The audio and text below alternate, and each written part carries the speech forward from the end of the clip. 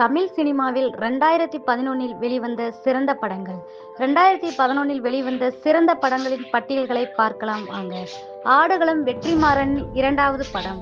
இது பொல்லாதவன் படத்திற்கு பிறகு தனுஷ் வெற்றிமாறன் கூட்டணியிலும் இது இரண்டாவது படம். பொல்லாதவன் 3 வருடங்களுக்கு பிறகுதான் இந்த படம் வெற்றிமாறனுக்கு கிடைத்தது.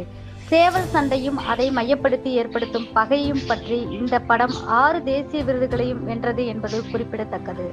2011 பொங்கல் பண்டிகைக்கு ரிலீஸ் ஆன இந்த படம் போட்டிக்கு வந்த விஜயின் காவலன் படத்தை விட நல்ல வரவேற்பை பெற்றது. ஜீவா நடிப்பில் மறைந்த இயக்குனர் KV ஆனந்த் இயக்கத்தில் உருவான இந்த படம் 2011இல் ஏப்ரல் 22ஆம் தேதி ரிலீஸ் ஆனது.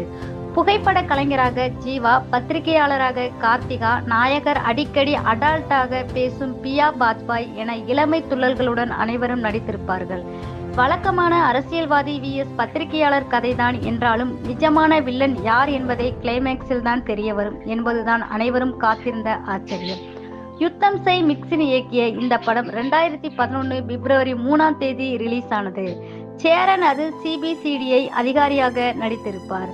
நகரத்தில் திடீரென பலர் காணாமல் போகின்றனர். அதை பற்றி துப்பு துளக்க சேரன் நியமிக்கப்படுகிறார். அவரது தங்கையும் காணாமல் போயிருப்பதால் அவர் தீவிரமாக குற்றவாளிகளை கண்டுபிடிக்க முயற்சிக்கிறார். அதை அவர் எப்படி செய்தார் என்பதுதான் இந்த படம் யுத்தம் செய். தெய்வ திருமகள்.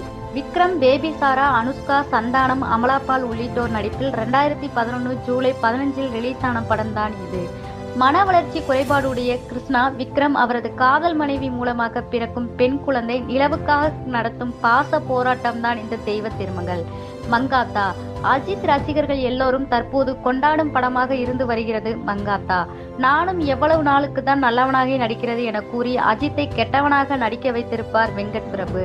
சால்ட் அண்ட் பெப்பர் லுக்கில் அஜித் ட்ரெண்டையும் இதை மூலமாக உருவாக்கினார் என்று சொல்லலாம். 7ஆம் அறிவு. முருகதாஸ் இயக்கத்தில் சூர்யா, ஸ்ருதிஹாசன் உள்ளிட்ட பல நடிகர்கள் நடித்திருக்கிறார்கள். அக்டோபர் 25, 2011இல் இந்த படம் வெளிவந்தது. போதி தர்மனின் கதையை சொல்ல பிளாஷ்பேக் மீண்டும் அவரது DNA-வை கொண்டு வருகிறோம் என்று காட்டப்படும் விஷயங்கள் அது நடந்ததா இல்லையா என்பதை தான் இந்த படத்தின் கதை. இது போன்ற சினிமா செய்திகளை உடனுக்குடன் தெரிந்து கொள்ள நம்ம சேனலை சப்ஸ்கிரைப் பண்ணுங்க. அப்படியே மறக்காம பெல் ஐக்கானை கிளிக் பண்ணுங்க.